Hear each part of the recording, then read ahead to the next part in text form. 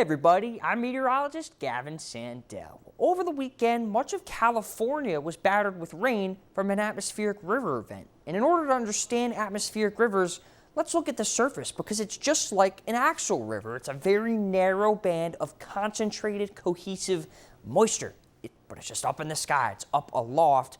And this starts all the way in the Pacific Ocean. This is something that we don't see in our area, but we could see in California, Oregon, Washington, and it's a very narrow band of water, just 200 to 400 miles in width, a couple thousand miles in length, and it can go all the way inland. And when that moisture moves inland, those mountains force it upwards, and it triggers something called the orographic effect. I'll mention that in a future Weather 101, where actually that air rises and it condenses, making more strong rain and even snowstorms as well. So this could be very heavy effects. It could mean very impactful effects as well, which actually did happen over the weekend.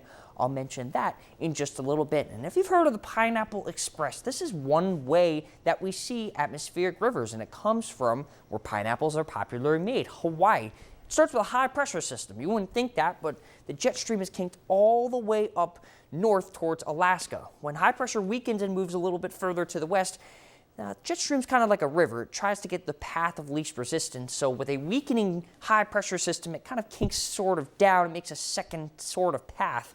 When it goes even further towards the west and weakens, now that kink down results in a troughing pattern with low pressure. And when that low pressure is there, look at how it's just a conveyor belt, that jet stream, moving that moisture from Hawaii all the way in that narrow belt towards the Pacific coast. So this is exactly what we saw over the weekend. I want to say this is not the satellite view over the weekend. This is from just a couple of years ago, but a good representation of what happens in a Pineapple Express regime, because you see that moisture moving all the way from the coast of Hawaii onto California and the rest of the Pacific coast. Now, this is from the last couple of days. No accumulations just across the board, up to 2 inches or more. The spine of the Sierra Nevada mountains right here, east of Sacramento, maybe places see 4 or 5 inches there. This is the cause for a lot of landslides and flash flooding events as well, which is one of the big things that we saw in this weekend's event.